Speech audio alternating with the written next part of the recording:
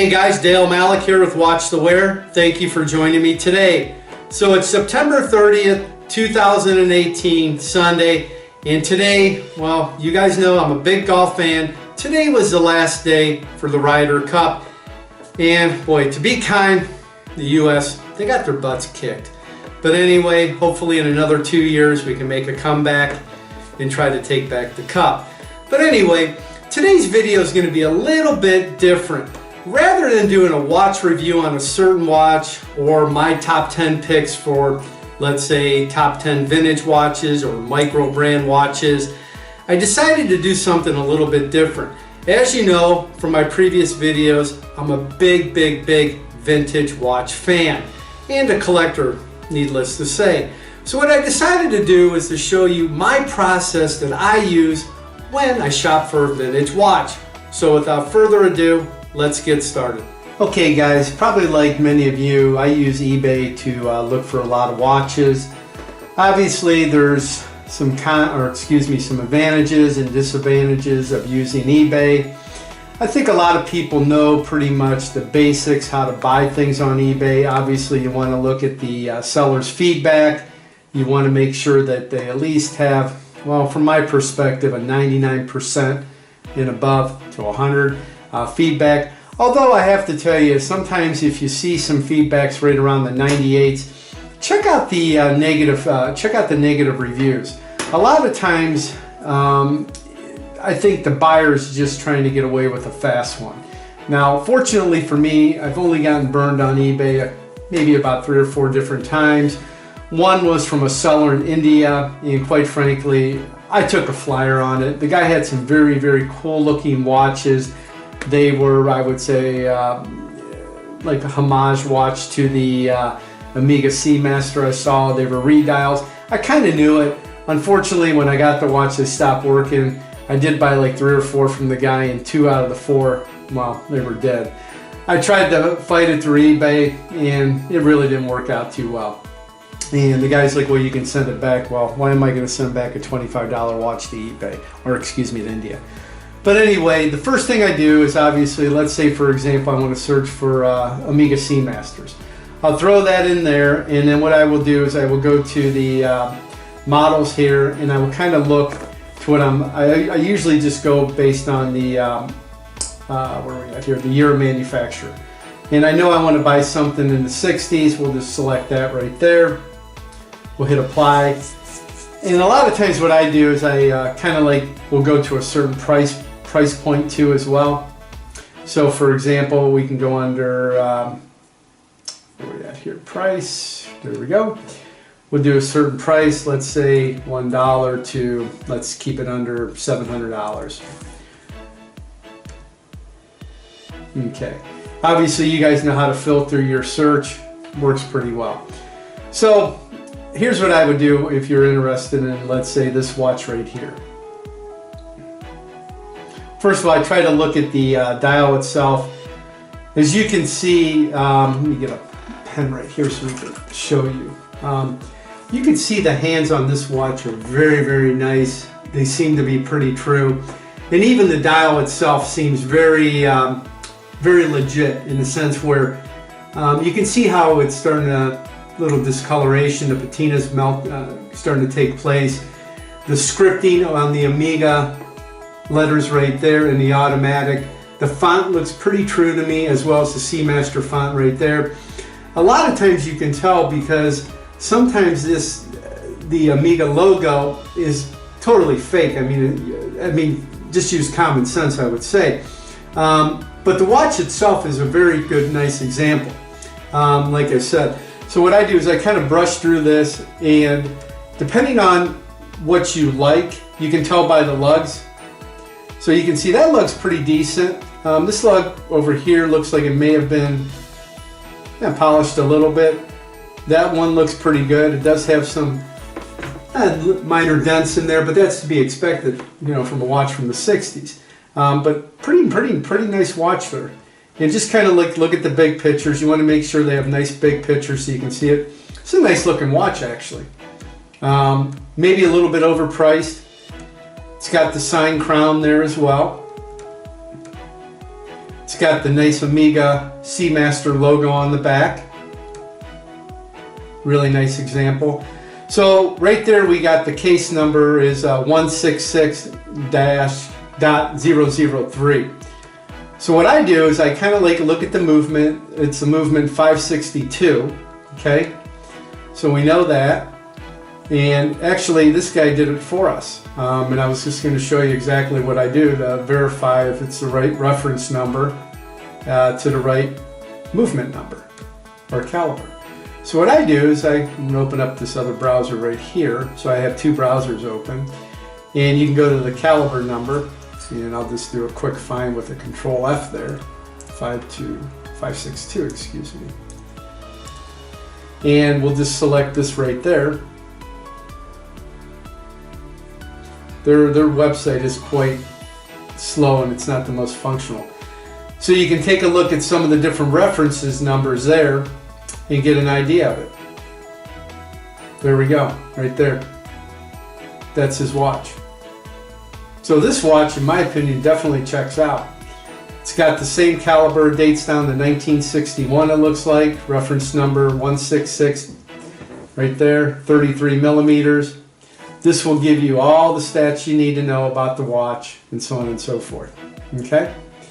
Water resistant up to 30 meters, excuse me, automatic, mechanical automatic movement, caliber number 562. It's got the dolphin hands,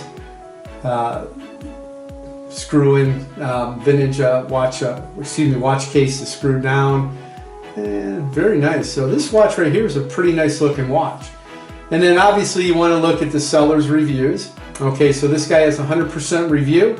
And the one thing that I look at, quite frankly, I will not buy a watch unless I get a return. Because in my opinion, I believe if the watch is a good watch and the seller's a top-notch seller and a stand-up seller, try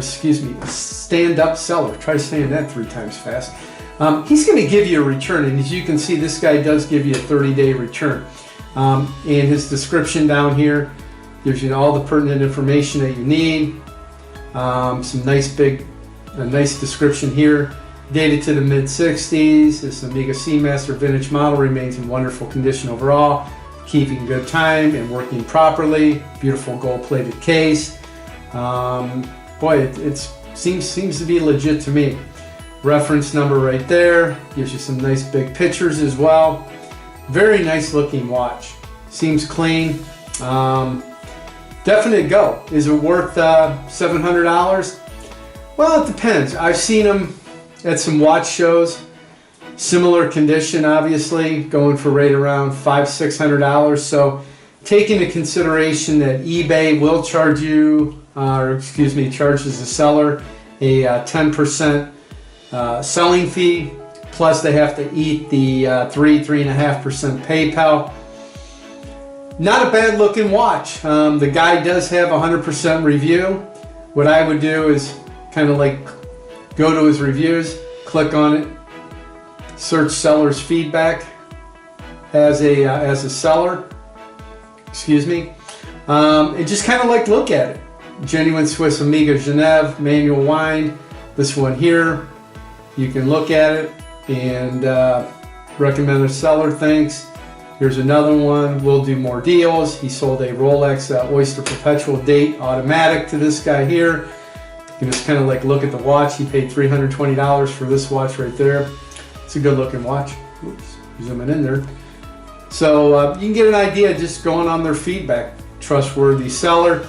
This guy seems like a very good seller, quite frankly. Take it back here. And let's just save it to our watch list. Let's go back and take a look at a couple other ones to give you an example. Let's see if we can find a fake one here. I wanted to show you a couple watches here so like right here, this one right here. Let's see if I want to see if we can find one of the Don Drapers that are so popular now that people just have, that they're paying way too much money for them. See if we can figure one out here.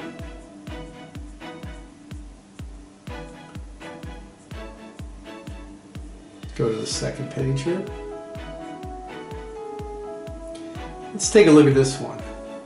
Here's a 62. So what do we think? Looks like, I don't know. I would say, looking at it, the hands look nice. The Omega logo looks good. If I had to guess, I would say this is a redial. It just looks too good. I'm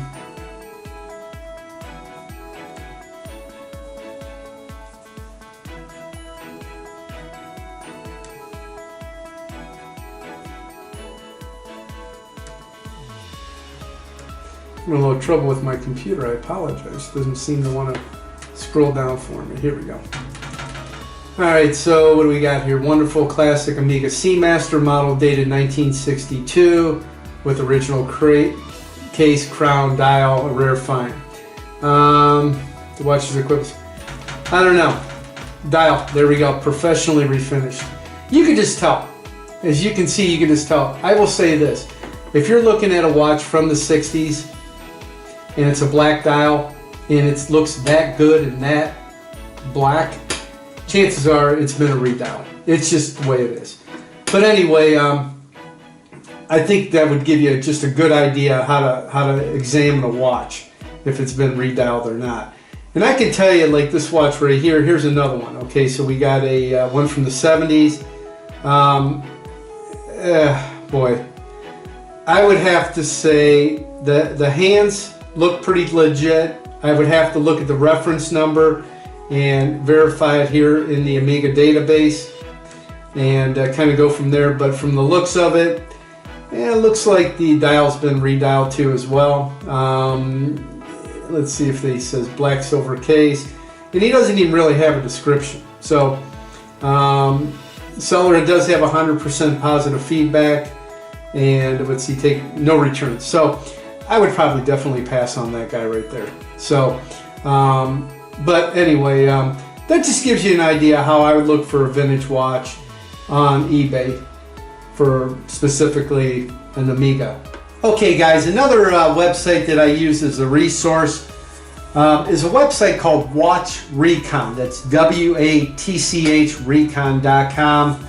And what it is, it's a very simple, I would say like one-page website almost, that just basically scrapes the various content on the various watch forums. So for example, it's going to scrape content from the Rolex forum, the Omega forum, Watch You Seek, Time Zone. They actually scrape content from Reddit as well, and a few other different forums. And it's so simple to use. When you first go into it, just do a quick refresh. It's actually going to put things as they're being posted. So this one was just sold. You can see sold there.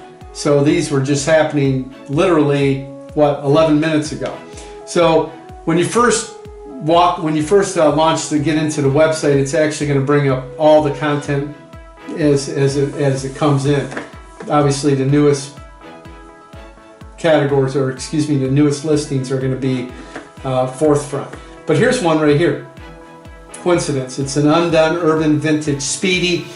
If you saw my video last week on the micro watches, this was actually the one that I was thinking about buying. This could be serendipitous. There's that word again. So what I do is I actually right-click the listing so I can launch another tab. That way I can always keep where I'm at, per se. So this one here is actually on Watch You Seek. You can tell right here that the seller had 5,600 posts. So this guy's been on here for many, many years, since 2009. So he may be a reputable seller. I've had 200 plus good transactions here in other watch forums and eBay under the same name user. So the guy sells on eBay. And I've had 1,900 plus positive transactions. So here's the watch that I was looking at. And the only reason why I didn't pull the trigger at $250 is because I just didn't know if that the case size was going to be too big for me. It's 40 millimeters, which isn't the end of the world, but I don't know the lug to lug. But the nice thing about this is I may just send this guy a quick email and say, hey, what's the lug on this? He didn't give it to me here. He says it's 13 millimeters. We know that from watching the video. I know all the specs, but maybe I'll get an idea. If it's under 47, I may take a stab at it. Once $150. What I like doing is, especially on these different forums, why not offer the guy $100? Yeah, it sounds like a low ball, but what's the worst case scenario? The guy's going to come back and say, hey, I'm not interested. He may come back and say 135, and then offer him 125 and said, hey, 125, you got a deal. So who knows? But anyway, let's go back to Watch Recon. This is the site this is the exact site and how I found my Breitling Navitimer. What I did was I just typed in the word Navitimer.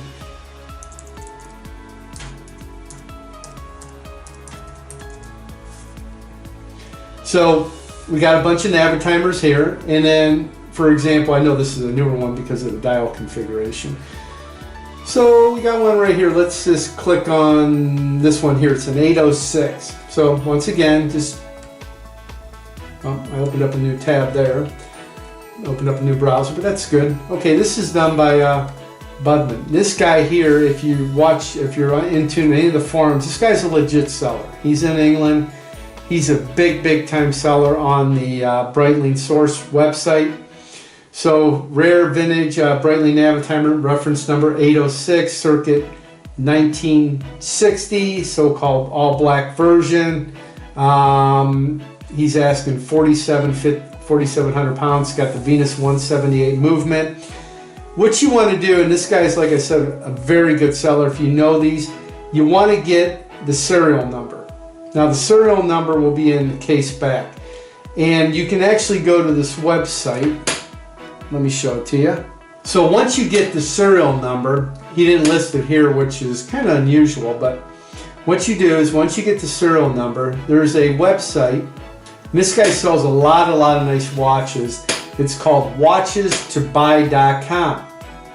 He's got some very cool watches. I do believe the owner's name is Derek. And interesting fact, Derek, he actually was a supplier for vintage watches for the lead actors on Mad Men. I believe seasons 5, 6, and 7.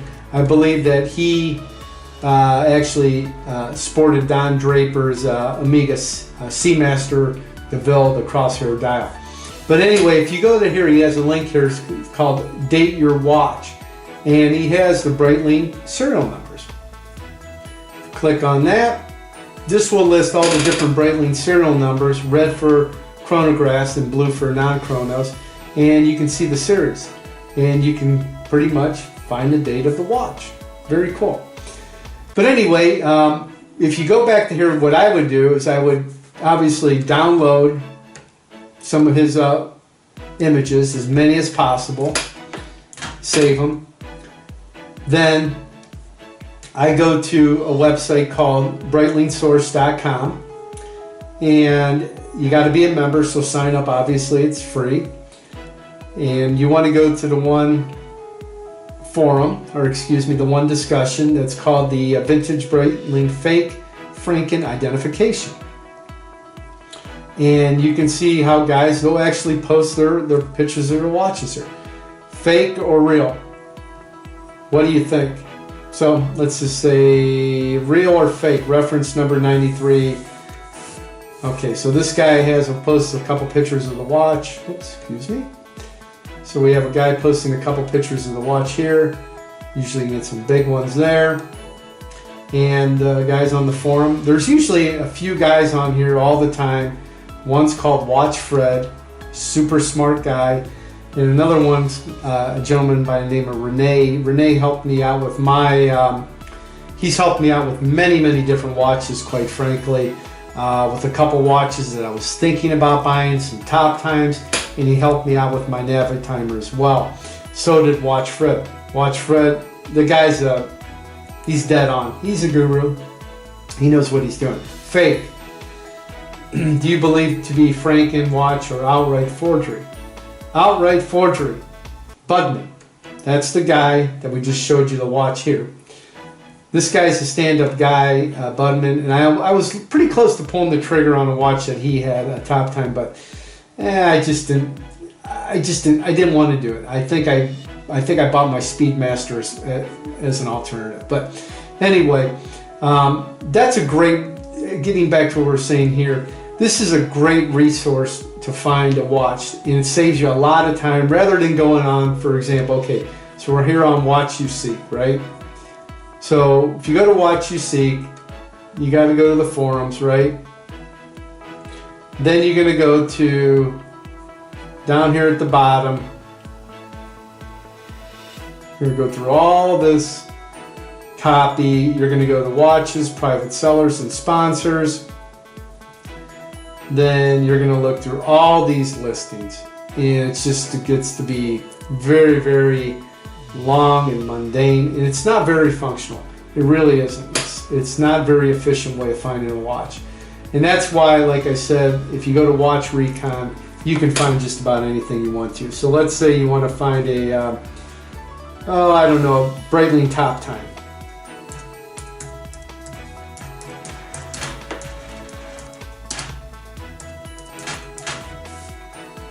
And you got a couple Top Times here. Here's a guy on Watch You Seek selling one. There's another. This one actually looks kind of cool. Once again, just open up a new tab.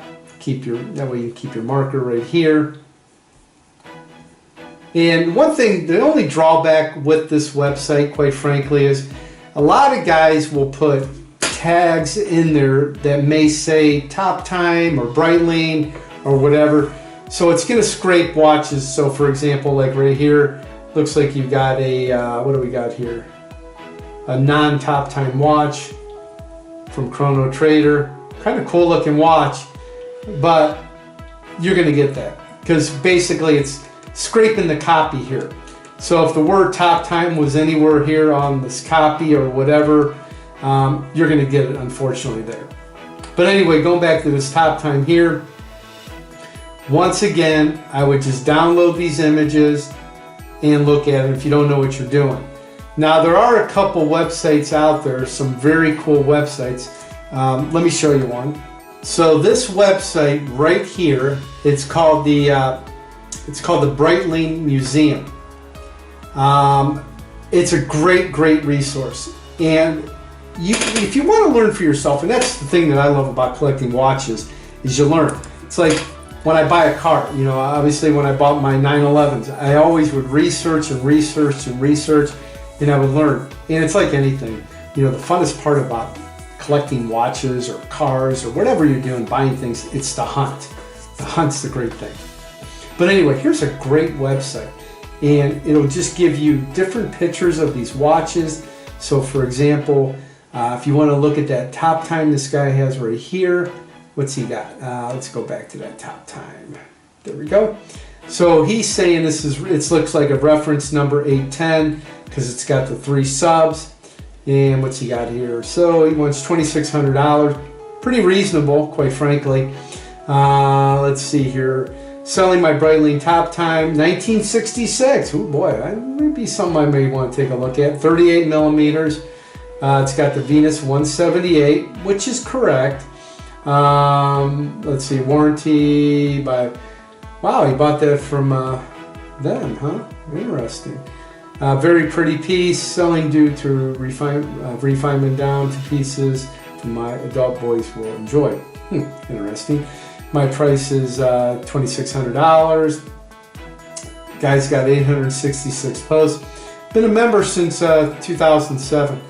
I checked the watch's function. It's operating properly. Please understand that I'm just a fellow watch lover and not a commercial seller. I cannot accept a return, which is to be expected. And you have the warranty from Tourneau on it. Wow, pretty interesting.